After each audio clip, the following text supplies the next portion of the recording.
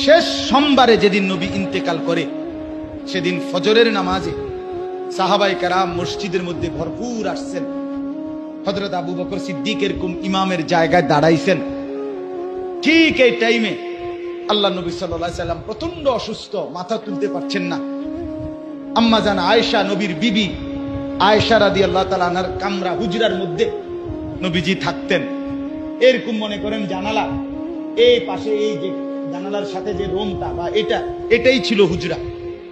তো আল্লাহ নবী সাল্লাল্লাহু আলাইহি সাল্লাম আয়েশা রাদিয়াল্লাহু তাআলা আনহাকে বললেন ফজরের ওয়াক্তে, কোন ওয়াক্তে বলেন, আয়েশা তুমি আমারে কোনুর মধ্যে ঠেস দিয়া আমারে বসাও, আর আমার ঘরের হুজরার পর্দা সরায় দাও, আমি আমার সাহাবীদেরকে দেখব।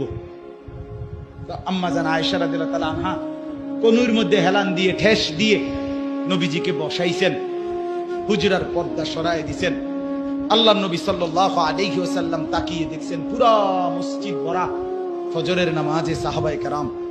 আবু বকর সিদ্দিক ইমামের জায়গায় দাঁড়ানো। নবীজি সাল্লাল্লাহু আলাইহি ওয়াসাল্লাম চোখের পানি ফেলে বললেন, আয়েশা আমার হুজরার পর্দা মিলায় দাও। আর বললেন, আয়েশা আমার 23 বছরের মেহনত সার্থক। আয়েশা আমি এই 23টা বছর পাথরের আঘাত সয়েছি তায়েফে, 14 দিন পেটে পাথর বেঁধেছি।